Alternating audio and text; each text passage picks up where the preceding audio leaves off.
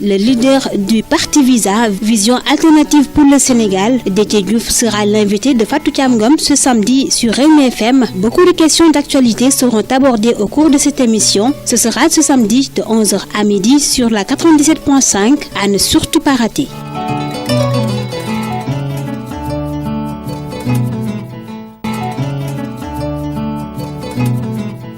Cabinet Interface, agence spécialisée dans le marketing et la communication, vous offre votre émission Grand Oral. Amis auditeurs, merci d'être à l'écoute de Rewmi FM. Bonjour et bienvenue dans ce Grand Oral du 11 novembre 2017. C'est toujours un plaisir de vous retrouver sur ce plateau. C'en est un autre de recevoir ce matin le président du parti Visa, Vision Alternance pour le Sénégal, Déthié Diouf. Bonjour. Bonjour Madame Fatou Thiam. Merci. C'est un plaisir de me retrouver encore dans ma radio. Le plaisir est partagé. Merci à vous pour la disponibilité. Alors sans plus tarder, nous allons découvrir notre invité. C'est dans la rubrique Portrait avec ce matin Maringam. Le leader du parti Visa, Vision Alternative pour le Sénégal, Déthié Diouf, est né en 1971 à Thiès. Ce Sénégalais, marié et père, a été pendant 32 ans au service exclusif du citoyen. Ambassadeur de paix, géographe et conseiller médical, leader naturel et manager opérationnel, expert en management des mouvements associatifs, entrepreneur social et consultant international. Pour ses expériences professionnelles de novembre 2003 à avril 2008, Déthié Diouf a été conseiller technique et chargé de mission des ministres de la Santé, de l'Assainissement et des Sports. Ainsi, de 2000 à 2015, il fut le fondateur et président national de la Jeunesse Action Citoyenne pour la promotion de l'engagement citoyen volontaire des jeunes. Depuis 2007, il a été le président du Cercle d'amitié Sénégal-Corée du Sud par la promotion du concept de la révolution des mentalités au Sénégal. Depuis 2005, Déthié Diouf fut membre volontaire de l'ASBEF. Parlons à présent de ces moments passés à l'université. De 1994 à 2000, représentant titulaire des étudiants au plus haut niveau, aux plus hautes instances de l'université, il a été également le fondateur et président de l'association universitaire Le Même de 1985 à 1993. Nous parlons à présent de la période scolaire. Ainsi, en 1993, Déthié Diouf fut le président du comité d'initiative au lycée Demba Diop de Mbour. En 1990 déjà, il était le président du foyer des élèves du CEM Jules Sagna, également le fondateur de la coordination des CEM de Thiès. Nous parlons à présent de ses expériences politiques depuis 2012. Ainsi, depuis mars 2012, il est citoyen président du parti Visa. En 2016, il a déclaré la naissance de l'entente des forces de l'opposition EPOP et en a assuré la coordination. Il était également membre du Front d'Union à Thiès et débatteur choisi dans la presse. Depuis septembre 2016, il a grandement milité dans le Front pour la défense du Sénégal, Manko Wattu Sénégal. Il fut membre de la conférence des leaders, membre du groupe de contact et président de la commission des jeunes. Depuis janvier 2017 maintenant, il était le coordonnateur départemental de Manko Wattu Sénégal de Thiès en mai 2017. Déthié Diouf fut tête de liste nationale de Visa des citoyens pour les législatives. Il a participé également à des rencontres nationales et internationales. En décembre 2006 déjà, à la rencontre internationale à Bonn, en Allemagne, où le débat portait sur l'Afrique et les générations à venir. C'était en octobre 2007. Et toujours concernant ses participations à l'international à Séoul en juin 2009, il a également participé au sommet mondial de la paix à Séoul en Corée du Sud. Et sachez bien que le leader du parti Visa, Déthié Diouf, sait bien écrire et lire le français, l'espagnol et l'anglais. Merci Maringam qui nous présentait à l'instant notre invité de ce matin, Déthié Diouf, président du parti Visa, Vision Alternance pour le Sénégal. Alors, vous présente-t-il assez bien ce portrait? Tout à fait. Vous ne voulez pas ajouter quelque chose? Non, c'est bon. Alors, bon, merci à Maringam pour ce portrait. Sans plus tarder, Monsieur Diouf, nous démarrons ce grand oral. Actualité oblige par la qualification du Sénégal à la Coupe du Monde de 2018 prévue en Russie. Je signale que jusqu'en 2008, vous étiez conseiller technique et chargé de mission des ministres de la Santé, de l'Assainissement et des Sports. Alors, comment trouvez-vous les performances sportives actuelles du Sénégal? D'abord, exprimer toute notre fierté de retrouver notre pays dans le Golgotha mondial footballistique et dire simplement que déjà en 2008 j'étais avec mon ami feu Dr Issa Mbaye Samb, que Dieu l'accueille dans son paradis. Nous avions fait la campagne de Tamale en 2008. Alors, simplement dire qu'en dehors de l'effet euphorique, de cette satisfaction et tout, il y a encore un match qui reste qu'il faut gagner. Oui. Parce que ici au Sénégal, on a l'habitude vraiment des effets, n'est-ce pas? Des effets comme genre mode. Voilà, c'est arrivé, mode, ça, parenthèse ouverte, parenthèse fermée. On ne doit plus refermer cette parenthèse. Ça signifie que donc nous devons avoir un comportement conséquent. Donc déjà on y est, on doit se projeter sur ce qui doit permettre de pérenniser, n'est-ce pas, donc ces performances-là. Mais si on se situe simplement dans ce cadre, bon, naturellement, en fait, ça va faire feu de paille et ça n'a aucune espèce d'importance. Alors, le Sénégal va empocher 7 milliards ou plus. Comment doivent être utilisés ces fonds? Donc, on propose justement qu'on investisse dans le football local. En votre qualité de conseiller technique, comment, à votre avis, on doit utiliser cet argent? Je pense qu'on se plaint beaucoup de manque d'infrastructures dans ce pays. Et c'est quelque chose qui est réel. Ces 7 milliards-là, on ne s'y attendait pas. Donc, nous pensons que c'est une aubaine. Donc, par rapport à ça, nous devons nous dire, écoutez, il faut l'investir directement. Au lieu de se le partager, il faut l'investir pour en profiter, pour mettre en place des infrastructures. Parce que quels que soient les talents, et Dieu sait qu'on en a beaucoup, si on n'a pas d'infrastructure pour pouvoir encadrer, ça n'a pas de sens. N'est-ce pas? Organiser des tournois ponctuels, dire qu'il est extraordinaire après, il n'a pas de suite pour pouvoir poursuivre et optimiser ses performances. Pour moi, ça n'a aucune espèce d'importance.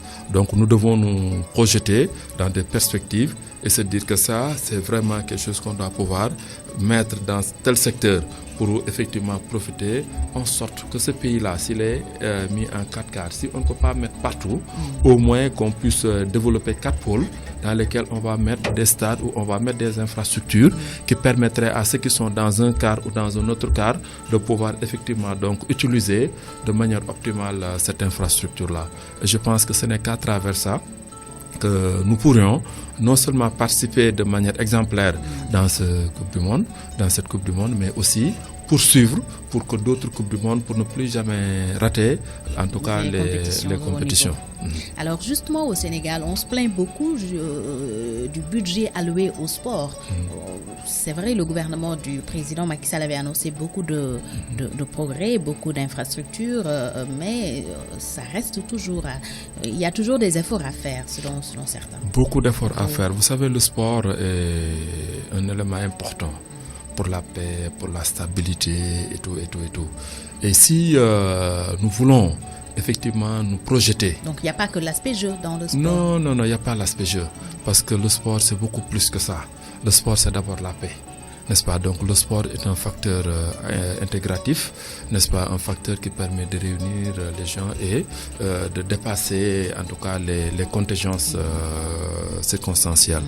Et pour ça, nous pensons que la volonté politique doit être traduite par des actions concrètes. Il faudrait qu'on se décide à allouer des budgets conséquents. On ne peut pas continuer à chaque fois, n'est-ce pas, à dire que oui, il y a des problèmes de primes, il y a des trucs. Non, ça, on a beaucoup trop de fédérations. C'est une bonne chose. Mais quand même, choisir. Parce qu'il y a des secteurs dans lesquels nous avons plus d'atouts. Ça ne doit pas être un événement annuel. Le dialogue doit être permanent. On ne peut pas être dans le pays de la teranga, dans le pays du dialogue.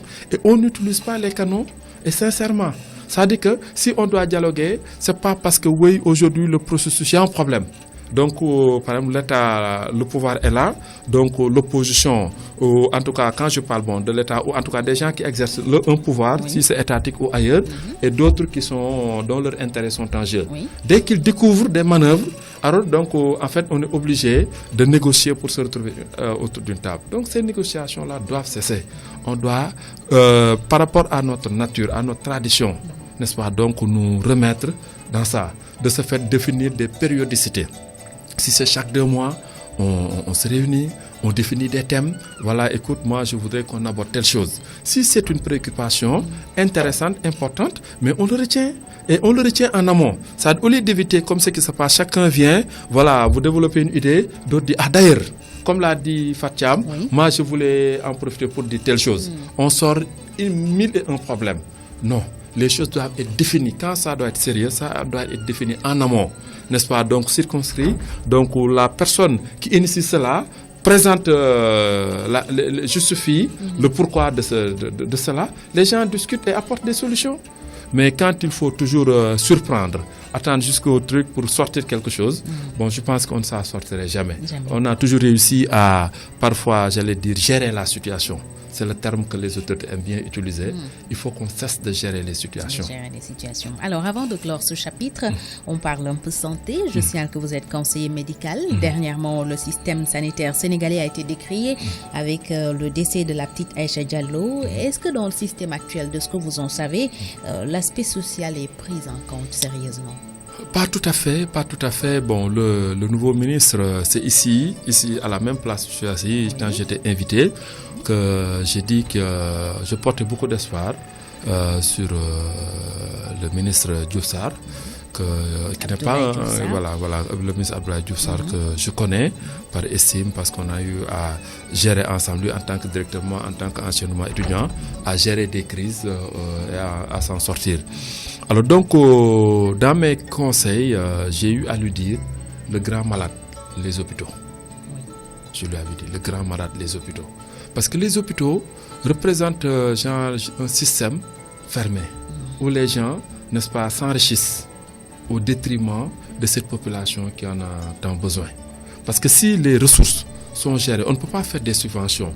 L'hôpital génère des ressources et que les ressources, n'est-ce pas, donc ne puissent pas effectivement donc revenir à cette population qui en a tant besoin. C'est pas parce qu'on n'a pas de l'argent qu'on ne doit pas être pris en charge. Non, s'en faut. Donc, mais tel que ça se passe, donc les gens gèrent juste par rapport, parce que je connais Fatiam, donc quand il vient, je lui accorde la gratuité, ainsi de suite, ainsi de suite. Je pense que ça doit cesser. Donc ce grand malade-là, bon, je pense qu'il y a des actes qui sont en train d'être posés, mais ce qui est arrivé n'aurait dû jamais arriver. Le ministre Issa Mbaye Sam, avec qui j'étais, avait cette approche. Au-delà des hôpitaux, il allait dans les centres de santé, il allait dans les trucs, parce que ce problème d'accueil se pose. Quand tu es dans les hôpitaux, l'autre qui est un patient ou un client, donc qui vient, il est en position de faiblesse, tu sais la raquette. Vous voyez, ah non, il faut que même le petit vigile, le petit gardien te réclame des sous pour pouvoir avancer. Si tu ne le fais pas, il va t'embêter, il va t'emmerder. N'est-ce pas? Donc ça, c'est des choses qu'il faudrait effectivement, définitivement régler. Comment y remédier? Parce que c'est un problème. Mais ça dit que quand le ministre, comme il a commencé à le faire, et moi j'ai toujours peur de l'effet, des effets annonces, parce que le Sénégalais excelle dans l'effet annonce. Ce qu'il a commencé, je l'encourage, et j'ai eu l'occasion de lui envoyer un mail, un truc pour l'encourager à maintenir le cap.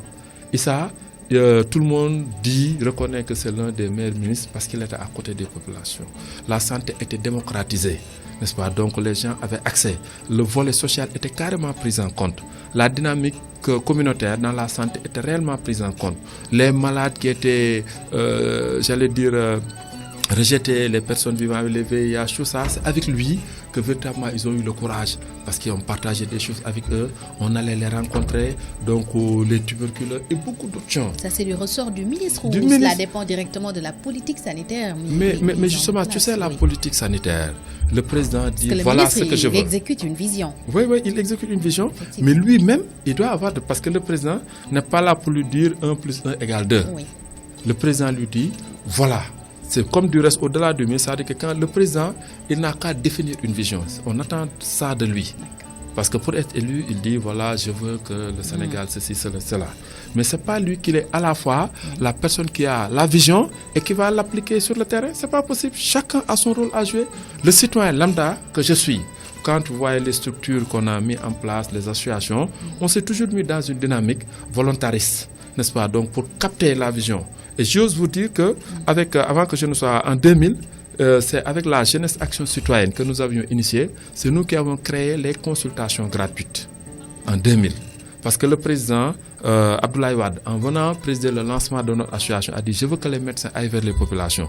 Nous avions compris qu'il ne s'adresse pas aux médecins insuffisants dans les hôpitaux, aux professeurs insuffisants dans les hôpitaux, mais quand même à ceux qui sont capables de bouger. On a mobilisé parce qu'à la tête du mouvement étudiant, donc on avait accordé beaucoup de faveurs aux médecins.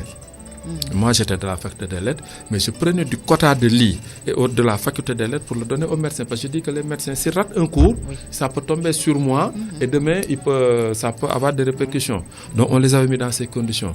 Donc, quand cette idée-là est venue, on les a facilement mobilisés à Khelcom, avec Serigne Saliou, et donc après tout ce qu'ils ont fait, TAM, Touba assistance médicale, Ziguinchor assistance médicale, Ba assistance, toutes les structures qui sont en train de le faire, et nous les encourageons. Donc Madame Wardini qui le faisait, tout ça c'était notre initiative, parce que nous l'avions pratiqué pendant 3 ans.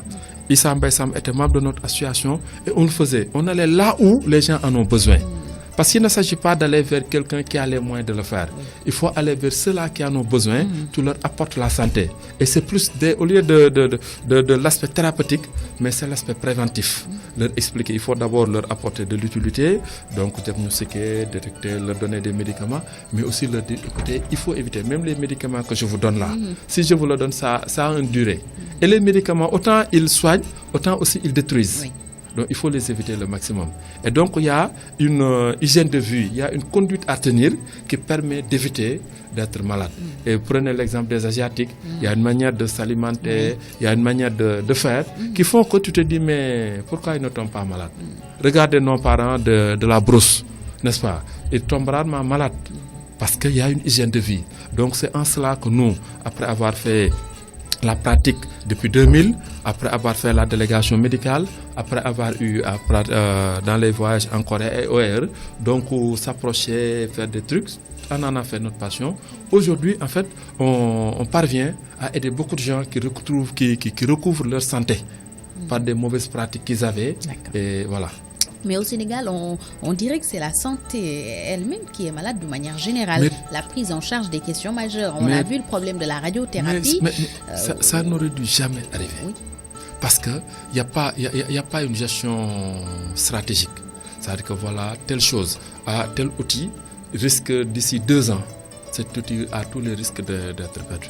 Alors donc prenons les dispositions. Si tu le mets sur 2 ans, ou dès que tu mets l'outil, tu as un tableau de gestion. Tu sais que d'ici 5 ans, ça va amortir.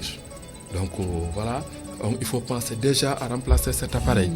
Mais chacun vient, même si ton prédécesseur avait ouvert ce chantier, qui peut être un bon chantier, tu dis non, si je le fais, on va dire que c'est toujours lui. Alors donc tu laisses ça de côté. J'en veux pour preuve la Corée que je maîtrise bien et dont je suis le président. Là-bas, le président de la République n'a qu'un mandat de 5 ans. Mais c'est l'Assemblée qui doit recouvrir toutes les voix, parce que c'est l'Assemblée, le peuple. Cette Assemblée, dès que si tu veux réformer quelque chose, c'est l'Assemblée qui adopte. Une fois l'Assemblée adopte et accepte, donc c'est l'Assemblée qui en est le porte-garant. Donc quand tu viens, tu ne peux pas trop sortir de ça. Tu peux te mouvoir dans cette vision tracée. Mais tu ne peux pas dire non, je mets tout ça de côté pour amener moi ma marque de dépôt. C'est pas comme ça. Donc nous avons un problème de vision. Voilà pourquoi notre parti, VISA, parle de vision. VISA, les VIS, c'est sur la vision. Les 3 lettres sur les 4 représentent la vision et l'autre, c'est l'alternance. Parce que quand on n'a pas une bonne vision, on ne peut pas être une solution. Il faut une bonne vision pour vraiment prétendre à cette alternance. Parle d'alternance. Ça lève-toi de ta chaise, je te remplace. Ça, c'est l'alternance. C'est le changement des hommes. Nous ne parlons pas de changement des hommes. Nous parlons de sang neuf. Nous parlons de vision adaptée au contexte. Adapté au contexte. Alors, vous avez parlé tout à l'heure d'assemblée. Est-ce que la nôtre pourrait jouer ce rôle-là si cela ne dépendait que des hommes? C'est pas très bien parti. Parce que moi, j'ai eu quand même honte quand on a dit que voilà, on va lever l'immunité parlementaire pour quelqu'un dont on n'a pas reconnu son immunité. Parce que pour moi, je considère que dès qu'il a été élu, le procureur aurait dû le libérer. Pour moi, si j'étais... Parce que parfois, tu ne peux pas être plus intelligent que ces gens-là. Mais leur façon de penser te pose problème. Parce que le gars peut être libéré parce que c'est le peuple qui lui a dit « je te fais confiance pour me représenter ». Pourquoi on ne respecte pas la volonté du peuple? Maintenant, tu arrives un moment, tu dis « voilà, il faut que je... » Non, tu le libères. Maintenant, à partir de l'Assemblée, tu as ta majorité. Si c'était vraiment stratégique, c'était vraiment réfléchi, bon, tu les libères, on dit que, ok, on est dans un pays de justice. Voilà, maintenant, dans l'Assemblée, les gens peuvent demander la levée de son immunité parlementaire. Vous exercez votre majorité pour pouvoir le ramener dans ce truc. Personne ne dira que, voilà. Maintenant, c'est pas parce que je défends, mais il y a un principe. Bon, maintenant, ce qui se passe, déjà, c'est mal parti. Comme l'ancienne législature, j'entends mon ami Ousmane Sonko le dire, les autres c'est de même. Ce qu'ils ont commencé n'augure pas de bonnes choses. Parce que l'Assemblée doit savoir dire non quand il le faut et dire oui quand il le faut. Mais si on reçoit et qu'on n'a pas la possibilité de dire ah attention, si on fait ça, on risque de tomber dans ça. C'est comme ça qu'il faut aider le président de la République. Monsieur le Président ou autre, parce que peut-être même le président n'est pas bon. De toute façon, dans ce pays, le président est toujours au courant. Parfois, les gens aussi peuvent prendre des initiatives pour plaire au président et ça peut se retourner contre eux. Mais ça, c'est vraiment inacceptable. C'est une honte. Vous trouvez des soubassements politiques dans l'affaire Khalifa Sall? Mais c'est politicien. Ça dit que c'est politique. Bon, mais Khalifa a fauté. Ça, il a fauté. Mais oui, il a fauté. Où est-ce qu'il a fauté, à votre avis? Parce qu'il n'y a pas de caisse noire. Dans l'architecture budgétaire, donc dans la nomenclature budgétaire des mairies, il n'y a pas de grande mairie ou de petite mairie, il n'y a pas de fonds politique. Maintenant, quand les gens sont ensemble, ils peuvent s'entendre. Mamadou Diop, c'était le PS, ils s'entendent, ils se tolèrent, ils se protègent. Donc, Pape Diop avec Abdoulaye Wade, ils se protègent. Tout à fait, au début, ils étaient ensemble. Maintenant, quand toi, tu représentes une menace, ils utilisent les mêmes armes parce que tout est politique. Ça dit que oui, c'est politique. Non, c'est politique.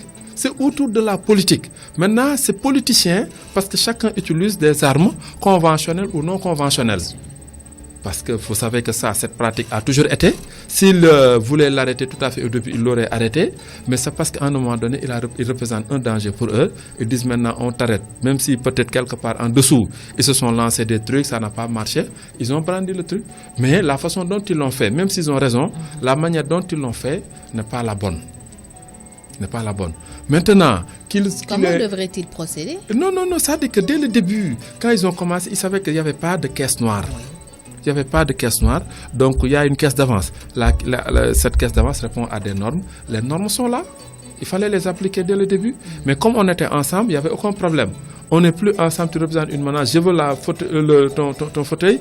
Ah bon, tu veux mon fauteuil? Attends, je vais te montrer que voilà, ça se passera pas comme ça. Je dis que ça, c'est pas un bon exemple qu'il faut laisser aux générations. Parce que ce pays est dans une phase de transition. Donc il faut régler ce problème-là de caisse d'avance une bonne fois pour toutes. Mais tout à fait. Ça dit que dans les textes, vous savez, il y a les textes et il y a des choses que nous tolérons. Hier, j'ai écouté un gars, je ne sais pas, c'est le directeur du transport et tout ça, qui dit que si on devait appliquer les textes, peut-être 70% ou plus des véhicules seraient mobilisés. Immobilisés. Et donc, il y a beaucoup trop de tolérance. Beaucoup trop de tolérance. Et si cette tolérance-là engendre véritablement des drames, il faut y mettre fin. Il faudrait que les gens sachent que voilà la loi, elle est là. On a un problème pour appliquer les lois. Mais tout à fait. Parce qu'en fait, il y a beaucoup trop de pression, lobby maraboutique, lobby d'affaires, ceci, cela. Bon, et souvent, on pointe du doigt le lobby maraboutique. Parce que quelqu'un se permet de tout faire, on dit c'est le talibé de X ou de Y. Bon, donc, il faudrait que nous puissions, parce que c'est des régulateurs, ils jouent leur rôle très bien, mais il y a aussi l'aspect nocif. Et cet aspect nocif-là, il faut qu'on ait quand même la volonté de le redresser. Que les marabouts acceptent que leurs talibés ne doivent pas tout se permettre. Quelqu'un a un truc, on dit c'est le véhicule du marabout. Tel véhicule qui est inacceptable, on dit que c'est pour le marabout X ou Y. C'est pas possible. Là, il sera difficile de sortir de ce cercle-là. C'est pas possible. Parce que c'est le Sénégal qui est ainsi fait. Mais tout à fait. Maintenant, si on va vers la transition, parce que quand même ce pays-là a une majorité importante de jeunes. Les jeunes, nous travaillons sur cet angle de la révolution des mentalités, de l'engagement citoyen volontaire, que les gens prennent conscience. Et ils sont en train de le faire. Et ça va continuer, parce que nous travaillons à ça. Maintenant, quand tu travailles dans ça, il ne faut pas te dire qu'il faut que ça soit moi. Parce que dans ce pays-là, si ce n'est pas moi, ce ne sera pas bon. il faut que cet esprit-là aussi s'estompe définitivement. Il faut qu'on bannisse à jamais cet esprit. Sans moi, rien ne pourra se faire. Et c'est pourquoi vous incitez les jeunes à l'engagement citoyen. À l'engagement citoyen. Qu'ils comprennent que la politique est une bonne chose, mais il y a la politique, il y a le politique et il y a le politicien. Comment vous y prenez dans cette sensibilisation-là pour un changement de mentalité? Mais d'abord, c'est même pas changement, c'est révolution. Oui, révolution. Parce que nous sommes en train, on a l'école citoyenne, donc à travers laquelle nous formons les gens sur ce que c'est que la République, sur ce que c'est que le citoyen, parce qu'on entend parler de citoyens, on entend parler de patriotes. Il y a des choses que les gens entendent parler mais ne comprennent pas. Donc le citoyen, c'est une pratique constante, n'est-ce pas? Le patriote, c'est comme ce que les gens de l'équipe nationale ont fait, c'est du patriotisme, c'est un exploit. L'exploit, ça n'arrive pas toujours. Voilà pourquoi nous avons choisi le concept citoyen. Nous sommes le seul parti dans lequel ces membres s'appellent citoyens. Donc on est en train de partager ça, les jeunes commencent à s'en approprier et tous les interpellent sur le concept. Qu'est-ce que c'est que le citoyen?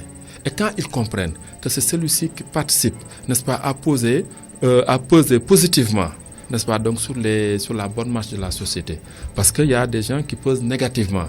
Parce que quelqu'un qui tue, quelqu'un qui vole, c'est un citoyen, mais il n'est pas un citoyen productif. Donc nous mettons l'accent sur ça, le citoyen productif, l'exemple qu'on doit donner dans la famille. Donc ces jeunes sont formés sur l'impôt du temps. Parce que aussi dans ce pays-là, il ne faudrait pas que chaque effort qu'on fait, que tu t'attendes à recevoir de l'argent. À chaque fois que tu fais un effort, vous voyez, heure supplémentaire, il faut me donner ça. Parce qu'on est déjà en retard. Et une fois avec les chefs d'entreprise coréens, à la suite d'une rencontre qui a duré des heures, ils m'ont dit, on retient deux choses. On est convaincu que ce que vous dites là est vrai. Parce qu'ils se disaient, mais ce gars-là, peut-être il cherche à nous rouler, il cherche à... Tu vois, parce que les Européens, les Asiatiques et tout ça, les gens en face d'un Africain, d'un Sénégalais, ils se disent toujours qu'ils cherchent à profiter de moi. Oui. C'est l'image qu'on a de nous. Et donc pendant des années, ça, on a fait... C'est pas une bonne image. Donc nous, quand on a commencé, on a fait notre soirée de gala avec Youssou Ndour, on l'a payé de A à Z. 14 millions, on a tout payé. L'ambassade nous a... On a agi pendant 5 ans. C'est à la 6e année qu'on a reçu les premiers aides dans la journée sénégalo-coréenne. Mais ils nous ont dit, vous avez deux problèmes. Vous travaillez mal et vous travaillez insuffisamment. L'Africain ou le Sénégalais? Oui, le Sénégalais. Il travaille mal. Il travaille mal, ça veut dire on est là au bureau, au lieu de se concentrer sur ce qui nous amène là. On est là, mais on n'est pas là. On n'est pas là. On passe son temps sur le WhatsApp, sur le Facebook. Oui. Voilà, on passe son temps à allô, où sont les enfants? Est-ce que vous avez mangé? Est-ce que vous avez fait ceci ou cela? On te donne l'argent du peuple, on te donne le téléphone du peuple, tu n'appelles que ta famille, tu n'appelles que tes amis. Tu vois, certains, quand ils téléphonent, ils veulent aller aux toilettes ou ils parlent à quelqu'un. Au lieu de raccrocher le téléphone, ils posent ça, ils font dire après, ils reviennent. De ce fait, si on te donne une ligne avec 50 000 francs, au bout de 3 jours, 5 jours, tu vas s'épuiser. Et quand tu reçois un dossier d'un citoyen, ça veut dire que le ministère impute un dossier, il y a les coordonnées du citoyen, n'est-ce pas? Au lieu de l'appeler, il faut que cette personne-là revienne. Après un long moment, il vient au bureau du courrier, on lui dit il faut attendre, on va t'appeler. Donc il n'y a jamais de suite. Faites une petite enquête sur 100 demandes adressées, il n'y a que peut-être 5 qui reçoivent parfois des réponses. C'est inacceptable. C'est irrespectueux vis-à-vis du citoyen. Donc, on travaille insuffisamment parce que déjà, on est dans un gap, on est dans un trou. Comme on est dans un trou, nous devons redoubler d'efforts. Nous devons travailler 2 fois plus ou 3 fois plus que les autres pour espérer combler d'abord le gap. Il faut combler le gap parce que j'ai bien aimé quand Wade a mis le plan Oméga. Je considère qu'on faisait partie de l'un des experts parce qu'on l'a suivi. On a été les premiers en 2002 à organiser une rencontre sur l'implication des jeunes dans le Mais avant le NEPAD, le plan de Wade, c'était le plan Oméga. Mais en fait, quand tu vois l'autre à travers la vitrine, il y a quelque chose qui vous sépare. Parce que tu ne peux pas percer cette vitrine-là. Donc tu le vois là-bas, tu vois tout ce qu'il fait, tu penses que vous êtes au même niveau. Tu te trompes. Parce qu'il faut contourner cette vitrine, il faut le dépasser pour savoir que tu es de l'autre côté. Mais tu as l'impression qu'on est au même pied, on n'est pas au même pied. Donc voilà pourquoi nous devons corriger ces deux choses-là. on travaille mal et on travaille insuffisamment. Dès que nous parvenons à corriger cela, et ça demande ce qu'on appelle, nous, l'impôt du temps. Ça demande du challenge. Les réformes annoncées par le chef de l'État concernant le service public. Oui, ces réformes-là doivent continuer. C'est-à-dire, on annonce toujours. Il y a de très bonnes choses, il y a de bonnes intentions, mais jamais de suite. Notre seul problème, c'est la suite. On n'a jamais de suite. Dans les voilà, programmes. Jamais. Moi, si j'étais le président, ça veut dire que tout ce qu'il a évoqué comme truc, c'est de très bonnes choses. Mais il faut nommer un bataillon de gens chargés du suivi, qui vous rendent compte directement. Et si on a ça, des gens qui assurent un suivi, on est sûr que, par exemple, voilà, on vous donne un délai, tu as un dossier, tu sais que ce dossier-là doit être traité en 48 heures ou en 24 heures. Mais tu dois être sûr que, voilà, le gars, après un moment, il vient, il voit pourquoi ce dossier n'a pas été traité dans les délais. Mais tu as le dossier de quelqu'un qui dépend de sa survie, de la marche de ses affaires, tu le plaques là-bas, tu l'oublies même. Il faut que la personne cherche parfois, tu dis revenez demain, revenez après-demain, tu n'as jamais le temps. Maintenant, quand la personne est quelqu'un qui connaît ses droits, il vient, il tape sur la table, il insiste, on cherche le dossier, on le sort. Maintenant, quand on met la pression pour sortir le dossier sort. Maintenant, toi, tu vas lui dire que tu vas lui montrer que, bon, comme tu as voulu me mettre la pression, je vais te montrer qu'ici, c'est moi qui décide. Tu ne donnes pas de suite favorable. Tu cherches la petite bête, tu cherches à mettre des trucs. Moi, au ministère de la Santé, à la fois, j'étais conseiller technique chargé des relations extérieures, mais à un moment donné, parce que j'insistais beaucoup sur ça, j'étais très, très proche du ministre. Donc, il m'avait nommé aussi le chargé du suivi. Pratiquement tous les dossiers qui entraient dans le ministère, j'en avais une copie. Le bureau du courrier me faisait une copie. Mais ça demandait de moi l'impôt du temps. L'impôt du temps. Je pouvais me réveiller à 4 h du matin pour éplucher, annoter. Ensuite, je prends les trucs, dossiers, j'appelle la direction ou le chargé du programme pour lui dire qu'il y a tel dossier. Jusque-là, il n'y a pas de suite. À la prochaine réunion de coordination, donc voilà, ce problème-là sera posé. Et je faisais un tableau de suivi. Le ministre savait à temps réel. Parfois, il lui arrivait parce qu'il avait le dossier, la date d'entrée, à l'heure actuelle, qu'est-ce qu'il y a suite, pas suite, et il a le numéro du truc. Donc, il lui arrivait d'appeler directement la personne pour lui dire. Donc, si on a ça, parce que quand ça marche... Il faut être conscient d'abord qu'on a très conscient. Retard, oui, voilà, que voilà, ce qui est là, ça veut dire que si c'était moi, je n'aurais jamais aimé qu'on me fasse de la sorte. Alors, est-ce qu'il ne faudrait pas élargir justement votre campagne de sensibilisation pour la révolution des mentalités? On n'entend pas souvent parler de ce que vous faites. Mais vous savez, je me rends compte que beaucoup de gens commencent à utiliser le mot citoyen, utiliser le mot révolution des mentalités. Ils contournent, mais ils finissent par ça. Et ça, quand même, on est fiers que depuis, c'est quand on a commencé avec ce concept. Et là, on s'est inspiré de l'exemple coréen.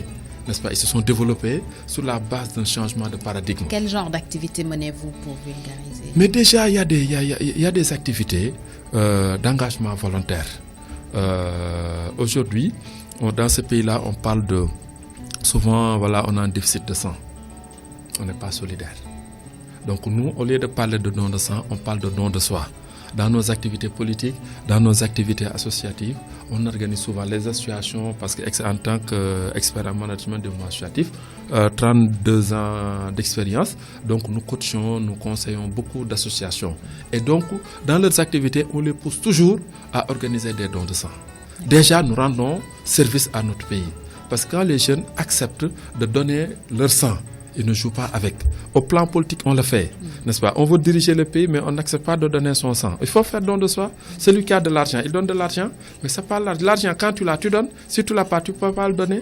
Mais ton temps, ton sang, ça, c'est des choses que nous pouvons donner, n'est-ce pas? Aussi, les gens ne savent pas parfois leurs droits. Tu es dans un pays, tu ne comprends pas comment les choses sont structurées, tu ne sais pas à qui t'adresser. Donc, nous leur expliquons le pays dans lequel il est, comment ce pays-là est structuré, comment ce pays-là est organisé, donc comment les pouvoirs sont répartis. Et quand les gens comprennent, ils savent à qui s'adresser. Parfois, on s'adresse à la mauvaise personne, on ne sait pas quand. Et quand tu t'adresses à quelqu'un qui n'était pas la personne à qui tu devais t'adresser, au lieu que cette personne-là te conseille, te dire que si tu as une question, pour ça, voilà ce qu'il faut faire. Quand tu prends l'exemple du ministère de l'Intérieur, qui doit être réformé sur beaucoup de questions, on délivre des récépissés à n'en plus finir, on délivre des récépissés d'associations, quelqu'un se déclare être une fédération de... Mais pour être reconnu comme fédération 2, il faut fédérer. Il faut avoir tel, un certain nombre d'associations pour dire que je représente une fédération.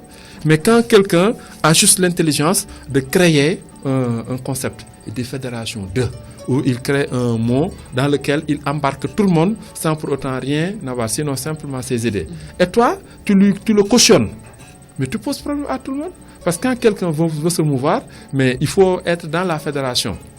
Parce que quand on fédère, c'est parce que chacun agit de son côté. À un moment donné, il faut chercher à se regrouper. Comme les partis politiques là qui sont innombrables, mais il faut que les gens se situent dans des pôles, donc des fédérations, j'allais dire. Et ça permet un peu d'avoir une force de frappe. Et à l'intérieur, on peut être divergent sur des principes, sur sur des visions, mais on doit accepter d'être ensemble. Mais quand je suis là, je suis le premier, donc je suis incontournable, sans moi rien ne marche. C'est ça qui pose problème et qui démultiplie les partis politiques. Si vous venez de nous rejoindre, vous suivez le Grand Oral sur Rewmi FM et nous recevons le président du parti VISA, Vision Alternance pour le Sénégal. Alternative pour le Sénégal, le citoyen Déthié Diouf, comme il s'appelle. Alors, nous parlons politique avec l'appel au dialogue lancé par le président de la République, acté, disons, par le ministre de l'Intérieur, qui annonce déjà la première rencontre pour le 21. Avez-vous reçu votre convocation ou invitation? Bon, pas encore. Pas encore, mais je pense qu'on va s'approcher parce que peut-être on n'a pas ces moyens-là. Donc les gens aussi n'utilisent pas les mails parce que tu peux avoir une boîte postale. Tous les partis n'ont pas de siège. Donc nous, on n'a pas ce siège-là. Parce que parfois tu ouvres un siège, tu payes, mais les gens ne fréquentent pas. Donc c'est comme si tu perds ton argent. Alors parfois tu préfères ne pas ouvrir le siège. Comment vous vous réunissez? Non, on se réunit parfois dans un cadre ou dans un autre, soit dans une maison qui peut accueillir ou dans un cadre qu'on peut louer circonstanciellement, n'est-ce pas? Mais quand parfois vous louez un siège, il nous est arrivé de payer pendant des mois. Ensuite, la fréquentation est presque faible, presque inutile. Donc, tu préfères ne pas le faire. Mais il faut qu'on évolue un peu plus dans ça pour pouvoir effectivement avoir un truc permanent. Êtes-vous partant à ce dialogue-là? Mais bien sûr, on est partant. On va aller à la direction générale des élections pour recueillir notre invitation. Parce que souvent, ils disent que oui, on ne connaît pas l'adresse. Mais même si tu ne connais pas l'adresse, il y a le mail, n'est-ce pas? Donc, attacher le fichier, envoyer le mail. Donc, chacun est connecté. Donc, avec ça, on peut joindre tout le monde. Il y a des numéros de téléphone. On peut avoir, parce que parfois, en ouvrant, tu peux avoir ton siège et tout. Mais après, à un moment donné, tu vois que le siège n'est pas rentable. Donc, tu préfères ne pas verser 150 ou 200 000 chaque mois pour accueillir parfois les mêmes personnes toujours. D'accord. Ça n'a pas de sens. Quelles sont vos attentes par rapport à cette rencontre-là? Non, je entre pense la que tutelle et les partis légalement constitués. Bon, ce qui s'était déjà passé, parce que pour rappel, j'étais, en tout cas jusqu'à ce jour, je suis le président de la Commission nationale des jeunes de Manko du Sénégal original. Parce que comme on dit, il y a le Manko de Khalifa Sall, il y a le Manko de Ablaye Wade, il y a le Manko, il y a d'autres Mankos. Mais le Manko original, c'est le Manko qui regroupait tout le monde. Jusqu'à ce jour, c'est mon... Existe-t-il toujours? Bon, en tout cas, on ne l'a pas dissous. Il y a eu éclatement. Oui, il y a des éclatements, mais Mamadou Lamine Diallo est toujours le coordonnateur, donc on n'a pas déclaré sa mort. Parfois, de fait, les gens peuvent ne pas se retrouver, ils peuvent se retrouver, ça dépend. Mais en tout cas, officiellement, on n'a jamais déclaré. Vous étiez parti seul aux législatives? Oui, je suis parti seul, après avoir été trahi par ces grosses pointures. Parce que vous savez, dans le Manko Wattu Sénégal original, il y avait la conférence des leaders. Après la conférence des leaders, il y a eu le groupe de contact, on était une quinzaine. Et dans le groupe de contact, on avait 7 ou 8 commissions. Donc j'étais le président de la commission nationale des jeunes. Et donc comme le Manko était une unité d'action, en ayant la commission des jeunes, donc on avait la partie la plus importante et on l'a prouvé en réussissant à installer un Manko à Thiès, qui est une ville très combattante, en réussissant à partager, à former les autres. Donc on a fait notre tâche, on a fait ce qu'il fallait faire pour changer l'image de cette opposition de salon, comme le président Macky Sall le disait, en une opposition engagée, ce qui a suscité énormément d'espoir. Mais arrivé à un moment donné, il était presque certain que si on allait ensemble, on allait emporter la majorité, on allait avoir le gouvernement. Donc ces grosses pointures-là se sont dit, bon, on ne va pas se partager ça avec les petits-là. Alors ils se sont retirés, ils ont créé leur Manko avec 6. Donc dans ce Manko-là, il n'y a que moi-même, président de la commission des jeunes, et Mokhtar Souran, président de la commission stratégique, qui avons fait des résultats concrets qui ne dépendaient pas des moyens financiers. Et c'est nous seuls qui ont... Quels résultats avez-vous fait? Oui, mais je dis que nous avons organisé des marches. Tout le monde a suivi les marches à Thiès, réprimé, ensuite accepté des conférences dans les autres départements combattus avec l'ensemble des jeunes qui a mobilisé des élans extraordinaires. Donc à Thiès, l'ensemble des partis avaient réussi à se retrouver. Moi, quand j'étais trahi, tous ces partis m'ont appelé et m'ont dit que nous sommes prêts à porter ta candidature parce que quand même tu nous as aidé à savoir. Parce que souvent, entre le leader national, le bureau national et les démembrements, il n'y a pas de contact. Donc nous parvenions, nous, à démocratiser. Ça, les documents qu'on avait dans l'instance de décision, nous parvenions à le partager avec les autres. Donc ça, on a joué ce rôle. Dans l'EFOP, l'entente des forces de l'opposition, quand un Mamadou Diop qui a l'apanage de créer toujours des coalitions, donc expert en création de coalition. Quel Mamadou Diop? Mamadou Diop Decroix. Donc chaque fois qu'ils ont créé leur coalition, Gorche, Wahdi ou ceci ou cela. Donc quand il s'est agi d'enclencher la discussion sur le processus électoral, ils avaient pensé que c'est eux les dépositaires donc, de l'opposition. Et vous avez été exclus? Nous, voilà, ça, les gens n'étaient pas associés dans ça. Donc ça, c'était avec la naissance de l'EFOP. Mais quand ils ont exclu l'un des meilleurs experts sur la question du processus électoral, n'est-ce pas, à savoir le député Soare, n'est-ce pas, qui était avec Modou Diagne Fada, et le PDS avait des problèmes avec Fada, ils ont exclu Soare parce qu'il est avec Fada, donc ce qui a amené la création de l'EFOP, l'entente des forces de l'opposition. On y était avec Souleymane Ndéné, Modou Diagne Fada et tout ça, donc j'ai eu l'honneur de déclarer la naissance. Ça n'a pas survécu? Non, si, on a fait un travail. C'est-à-dire que déjà, quand on l'a déclaré, on est parti en négociation, on est parti sur la table, ensuite on nous a obligés à discuter ensemble, on a permis aux autres d'avoir 10, nous d'avoir 5 représentants, mais toutes les propositions, n'est-ce pas, étaient venues de l'EFOP, parce que Soare était là, c'était l'expert. C'est-à-dire qu'il n'y a que ce que nous proposions par écrit qui était accepté. Donc c'est après l'EFOP et le truc là, donc on a mis en place le Manko Wattu Sénégal. Donc pour dire que cette EFOP là a joué son rôle et a permis de savoir que c'est pas parce que tu es là depuis 30 ans ou 40 ans que tu es le maire ou que tu es le dépositaire. Et vous tenez toujours au Manko original? Non, ça dit que je dis que aujourd'hui, si on convoquait le Manko original, je serais là. Beaucoup de gens seraient là. N'est-ce pas? Maintenant, comme ce n'est pas une priorité, encore que ce qui se passe, c'est que quand tu es avec quelqu'un, bon, vous suivez un processus jusqu'à ce que ça semble donner des fruits et brusquement vous vous retirez. Donc pour vous retrouver entre vous, ça c'est des actes de haute trahison. Ces gens-là, pour se retrouver avec eux, ça pose problème. Mais on avait annoncé après les législatives une grande coalition de l'opposition. Oui, mais vous savez, il y a des gens qui tentent. Le Manko de Khalifa Sall était d'ailleurs parti voir Wattu. Mais non, mais parce qu'en fait, déjà, nous, je me rappelle quand à Thiès, le Manko de Thiès que j'ai dirigé, on m'a convoqué au siège de Idriss Seck. Je leur ai dit, ils étaient meurtris, je leur ai dit, je suis prêt.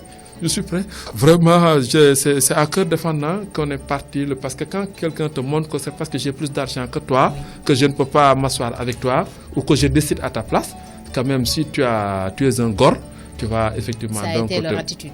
Ça a été leur attitude parce que c'est ceux-là qui ont de l'argent, qui étaient des ministres ou qui sont réputés être des milliardaires, qui se sont retrouvés pour créer leur Manko. Mais quand ils se sont retrouvés, au finish, ils se sont craquelés.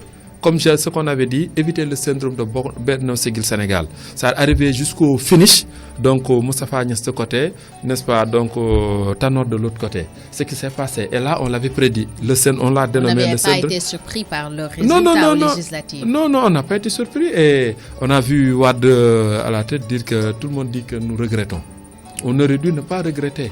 Gérer, quand même, c'est de la prospective. Dire que, écoutez, réparti, craquelé, on n'aura rien. Parce que tout le monde sait que le pouvoir a beaucoup plus de force. C'était bien parti, en tout cas, cette grande coalition, oui. Très bien parti. Alors, nous avançons un peu. Il est bientôt midi. Nous parlons du sommet de la paix que le Sénégal va accueillir le 18 janvier 2018. Vous travaillez beaucoup là-dessus. Parlez-nous-en. Mais tout à fait. Vous savez, en dehors de la politique, avant la politique, je suis un ambassadeur de paix et je suis le président des ambassadeurs de paix du Bureau Sénégal. Universal Peace Federation, la Fédération pour la paix universelle, est une organisation qui est au Conseil économique et social de l'ONU. Donc cette organisation prône la réforme de l'ONU avec le projet de la création d'une seconde chambre qu'on appelle le Conseil interreligieux. Parce qu'aujourd'hui, comme la Société des Nations atteint ses limites, l'ONU a atteint ses limites. Les formes de conflit actuelles n'ont pas été prévues. Donc il faut créer une solution adaptée, une réforme. C'est un conseil intérieur. Parce que tous les conflits actuels ont un ralent très religieux. Maintenant, si ce conseil-là est mis en place, donc dans chaque pays, il y a des gens qui sont au-dessous de tout soupçon matériel. Et tout leader politique a un conseil religieux. Donc si ces gens-là sont intégrés en amont, ils peuvent toujours, quand les gens sont face dos au mur, ils font appel au conseil religieux qui parle au leader politique qui parvient à revenir sur la table. Maintenant, on peut éviter cela en mettant ces gens-là qui discutent de manière prospective parce qu'ils n'ont que Dieu comme référence. Parce que la Fédération pour la paix universelle dit une seule famille sous Dieu, one family under God. Alors donc, pendant des années, ça se tenait aux États-Unis, en Corée. Pour la première fois, ça va se tenir en Afrique, particulièrement au Sénégal, qui présente beaucoup d'atouts. Donc j'en profite pour féliciter Cheikh Mansour Diouf qui a été élevé au rang d'ambassadeur de paix et qui a réussi à créer le déclic, à faire rencontrer le président, les dirigeants mondiaux, il les a fait rencontrer le président Sall qui a fini par accepter. Donc Cheikh Mansour est le président du comité de pilotage. Donc les ambassadeurs de paix que je dirige donc, sont satisfaits déjà de cela, mais nous nous engageons, n'est-ce pas, donc à faire des formations, à former les journalistes sur cela, parce qu'il y a aussi l'Association mondiale des journalistes qu'avait créé le fondateur, le révérend Moon, donc pour les former, parce qu'il y a une communication pour la paix. J'en veux pour exemple, j'ai suivi une fois Akon dire que ce qui se passe aux États-Unis comme événement malheureux, comme événement vraiment à ne pas valoriser, à ne pas mettre sur la table publique. Il n'y a que epsilon de faits, n'est-ce pas, donc qu'il partage avec la presse. Mais si on devait montrer à la télé tout ce qui se passe comme catastrophe aux États-Unis, ce serait catastrophique. Alors donc, Akon a dit, il faudrait que nos journalistes apprennent à ne pas mettre sur la place publique tout ce qu'ils ont comme information. Parce qu'il y a des informations qui mettent en péril la stabilité de ce pays-là. Il y en a qui sont très consciencieux, mais il y en a qui sont à la recherche de scoop. Il y en a qui veulent se mettre en valeur. Et donc ça, c'est des choses qu'il faudrait effectivement donc contribuer toujours. Parce que même ton enfant, tu lui dis ça, c'est pas bon, il récidive, tu insistes encore, tu ne vas pas toujours le taper, mais il y a des méthodes très pédagogiques pour insister jusqu'à ce qu'il prenne conscience que véritablement je suis en train de mettre en danger mon pays. Donc pour une information qui me met en valeur et qui met en danger la stabilité de mon pays. Alors donc ça c'est un des volets.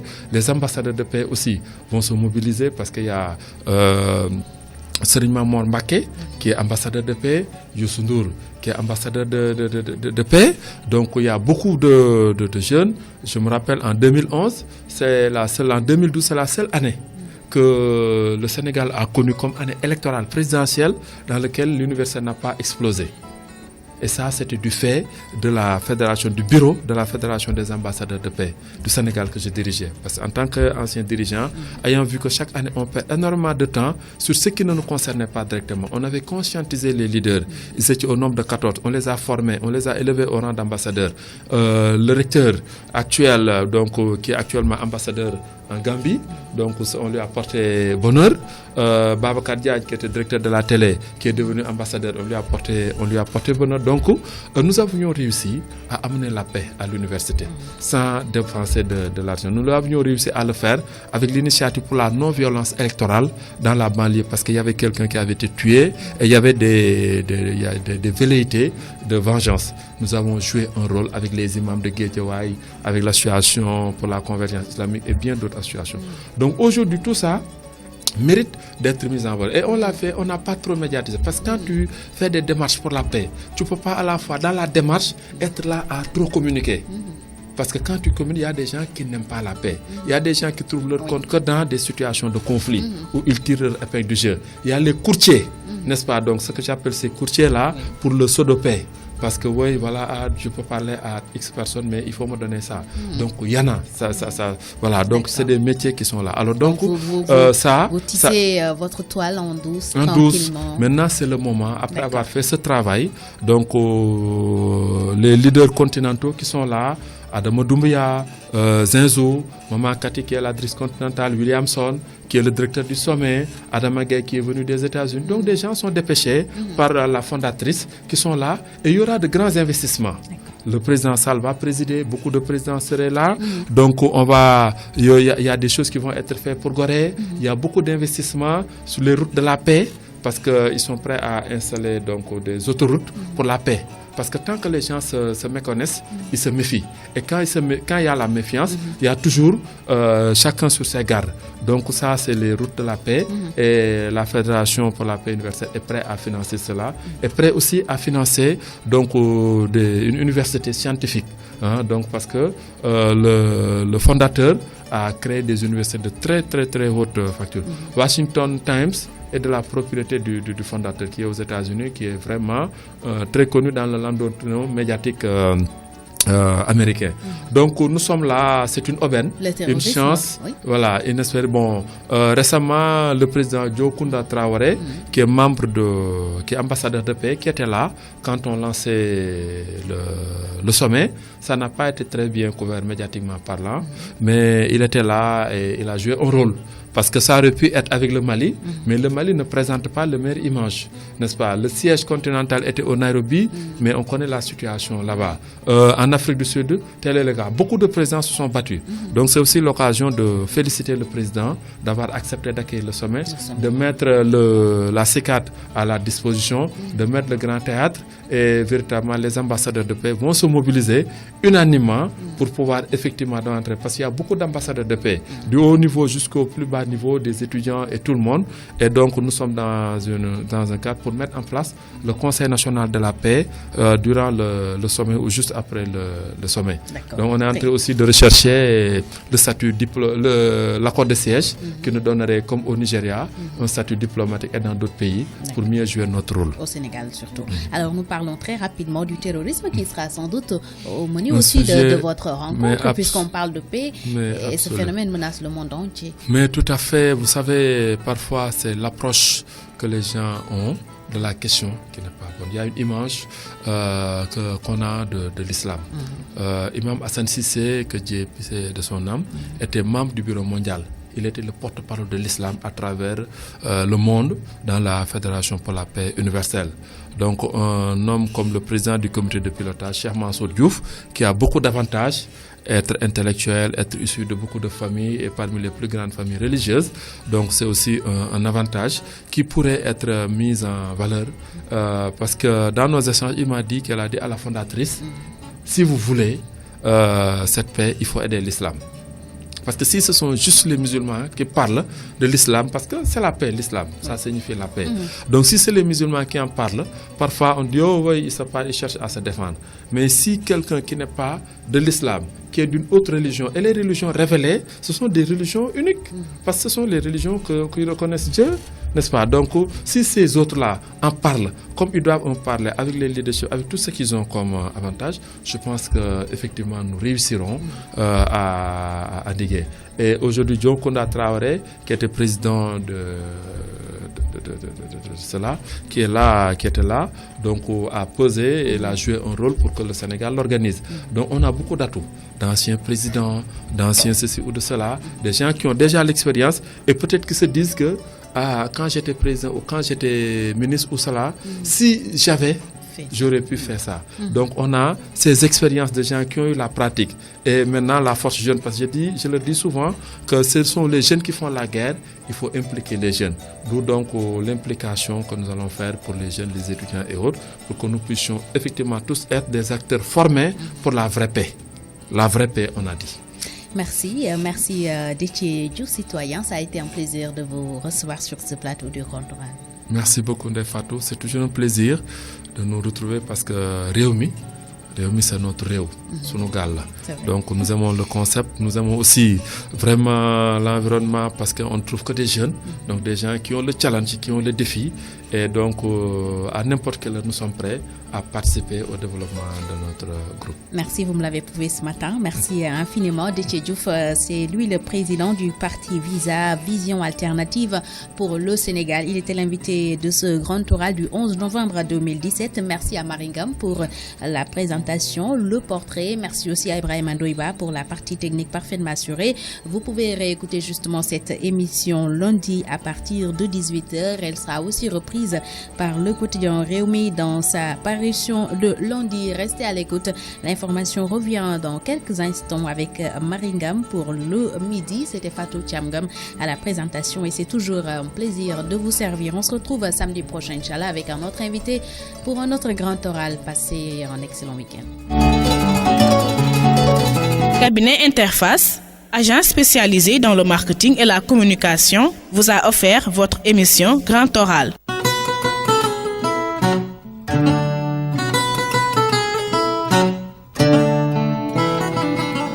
Réumi FM 97.5 Dakar.